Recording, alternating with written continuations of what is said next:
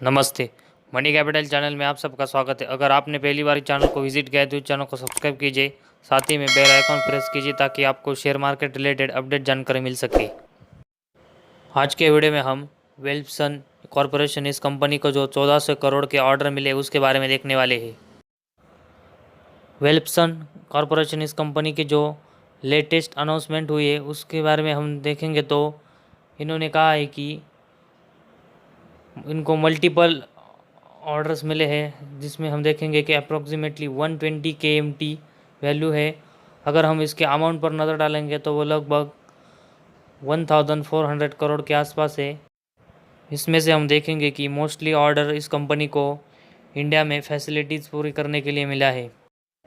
वही इस कंपनी को जो ऑर्डर मिला है उसमें हम इंक्लूड देखेंगे तो significant and very prestigious export, मतलब एक्सपोर्ट करने के लिए जो ऑर्डर मिला है, अगर हम उस पर नज़र डालेंगे तो डीप ऑफशोर पाइपलाइन प्रोजेक्ट, मतलब ये project under water pipeline project है, जिसमें हम देखेंगे कि ये अप्रॉक्सीमेटली 59 KMT का है।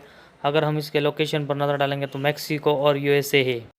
ये बिज़नेस को लेकर जो ओवरऑल सेंटीमेंट में इम्प्रूवमेंट देखने को मिल रही है, इसकी वजह से इस कंपनी का कहना है कि इनके जो स्ट्रॉन्ग कस्टमर बेस है, जो उनके कनेक्ट हुए हैं, उनको इस इम्प्रूवमेंट की वजह से इस कंपनी के टेक्निकल एक्सलेंस और साथ ही में हम देखेंगे कि कैपेबिलिटीज़ पर कॉन्फिडेंस बढ़ा है। बिज़नेस को लेकर जो इम्प्रूवमेंट बढ़ी है, इसकी वजह से हम देखेंगे कि इस कंपनी को जो 1400 करोड़ का ऑर्डर मिला है, अगर इसको हम इस कंपनी का ऑर्डर बुक में डालेंगे तो वो लगभग अभी 492 KMT, अगर हम इसकी अप्रोक्सीमेट वैल्यू देखेंगे तो 4700 करोड़ है। अगर हम इस ऑर्डर बुक पर नज़र डालेंगे तो इसकी डेट अगस्त 2021 तक की है।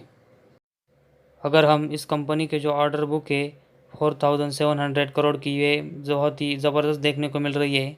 लेकिन ये कंपनी ओवरऑल कैसा परफॉर्मेंस कर रही है, प्रॉफिटेबल है कि नहीं, उसके ऊपर भी हम नज़र डालते हैं। सबसे पहले अब हम इस कंपनी के प्रॉफिट और लॉस स्टेटमेंट के ऊपर नज़र डालते हैं। इस कंपनी के सेल्स मार्च 2010 से देखेंगे तो वो लगभग 7000 करोड़ के थे। इसके बाद हम देखेंगे कि वो बढ़कर 8000 करोड़, 8900 करोड़ और 9000 करोड़ तक हो गए। लेकिन मार्च 2014 से हम मार्च 2018 तक देखेंगे तो इस कंपनी के सेल्स में हमें बहुत ही अप एंड डाउन साइड देखने को मिली। वही मार्च 19 और 20 में हमें इस कंपनी के सेल्स बढ़ते हुए देखने को मिले, लेकिन मार्च 2021 में फिर हमें इसमें गिरावट देखने को मिली। अगर हम इसके सेल्स देखेंगे तो हमें ईयर टू ईयर बेसिस में ग्रोथ दिखाई नहीं दे रही। वही हम इसके एक्सपेंस पर नज़र डालेंगे तो मार्च 2010 से हमें एक्सपेंस मार्च 2013 तक बढ़ते हुए देखने को मिले थे। वही हम मार्च 2014 से इसके एक्सपेंस देखेंगे तो वो लगभग हमें मार्च 2018 तक हमें कम होते देखने को मिले हैं। वही हम इसके एक्सपेंस मार्च 19 और 20 के देखेंगे तो इसमें हमें बढ़ते हुए देखने को मिले हैं।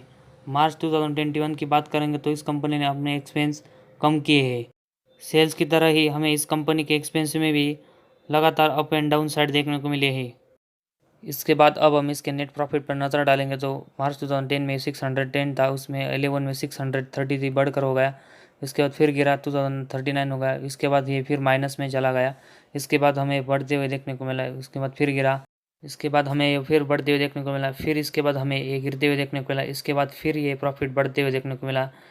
इसके बाद अब हम नेट प्रॉफिट पर नज़र डालेंगे तो ये हमें माइनस में देखने को मिला है।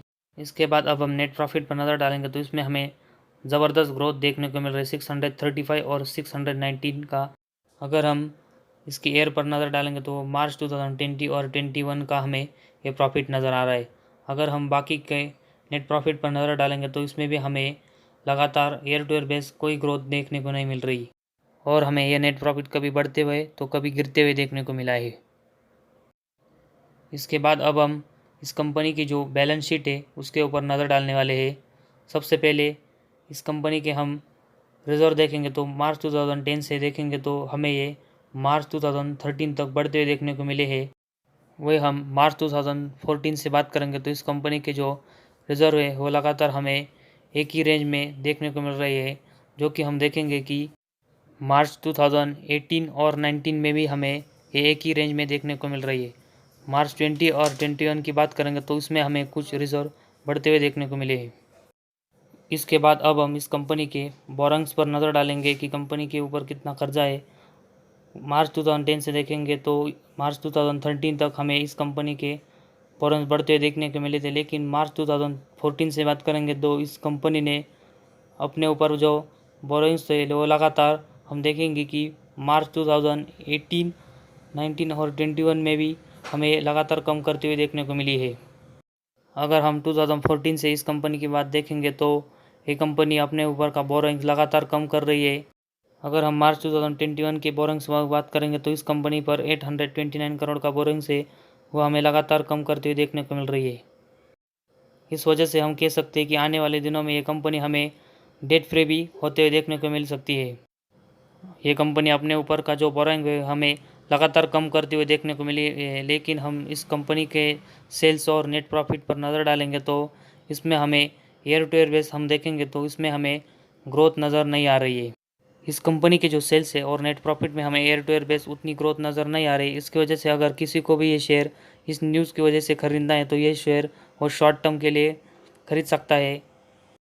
अगर हम इस शेयर के प्राइस पर नज़र डालेंगे तो अभी ये जो चल रही है, अगर उस शेयर के प्राइस के ऊपर भी किसी ने ये शेयर ख़रीदा है तो उनके लिए ये शेयर अगर इस न्यूज़ की वजह से बढ़ता है तो उनके लिए बेचने के लिए एक चांस है।